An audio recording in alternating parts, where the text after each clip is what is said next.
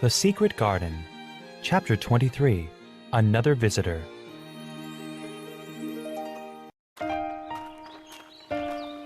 Dickon pushed Colin's wheelchair until they came to a spot in the garden filled with flowering trees. Mary and Dickon worked here and there as Colin watched. They brought him things to look at. Green buds on a twig, a woodpecker's feather, the empty shell of a bird that had hatched. Then Dickon pushed him slowly around the garden. I wonder if we'll see the robin, said Colin. Oh, you'll see him soon enough, said Dickon. When the eggs hatch, he'll be busy bringing worms to his family. Dickon pulled out his pipe. Before he could begin to play, Colin noticed something. That's a very old tree over there. Yes, Dickon said quietly.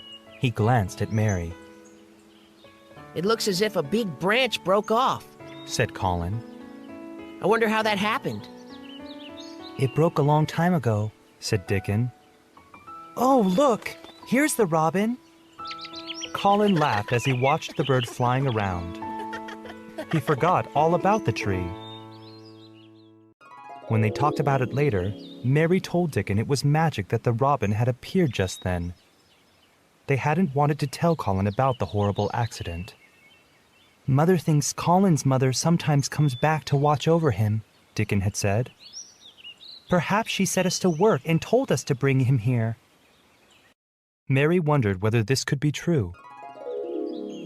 There was no question, however, that being in the garden was doing Colin good. He was still gazing around in wonder. I'll watch everything grow here, he announced. And I'll grow too. That's true, said Dickon. We'll have you walking and digging soon. Walking? Digging? Will I really do those things? Dickon and Mary looked at each other. Neither of them had ever asked Colin about his legs, but it was as if he could read their minds. Nothing is really wrong with my legs, but they're so thin and weak. They shake so much that I'm afraid to try to stand. Both Dickon and Mary breathed a sigh of relief. When you stop being afraid, said Dickon, then you'll stand. And you'll stop being afraid soon. They all sat quietly for a while.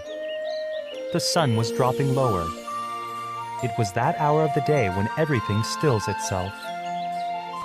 So in the midst of this stillness, it was rather alarming when Colin suddenly said, Who is that man? Dickon and Mary scrambled to their feet. Man! They cried. Colin pointed to the wall. Look! They turned around. There was Ben Weatherstaff glaring at them from the top of a ladder. He shook his fist at Mary. I've never liked you, he shouted. You're always poking your nose where it's not wanted. If it hadn't been for that robin...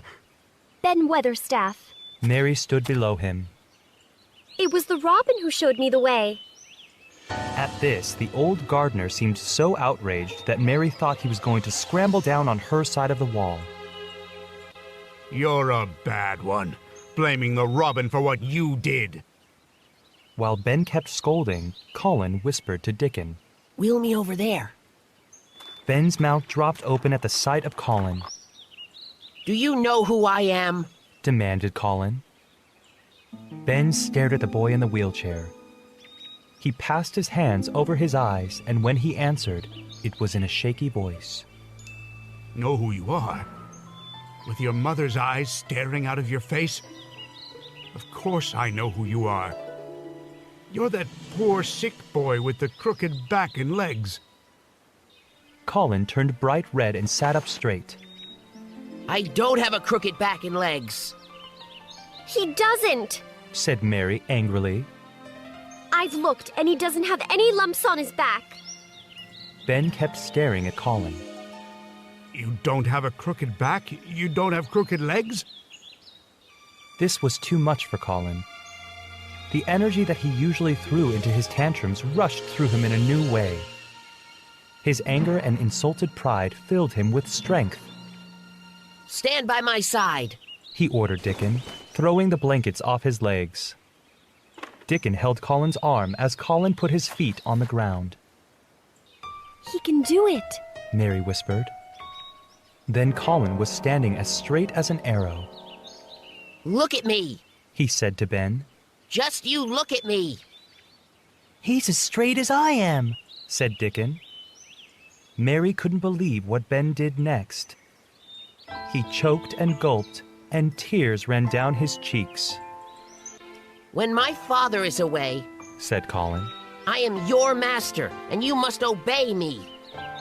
This is my garden. Don't you dare say a word about it. Get down from that ladder at once. Mary will meet you and bring you to us. Yes, sir. Said Ben, and he climbed down the ladder.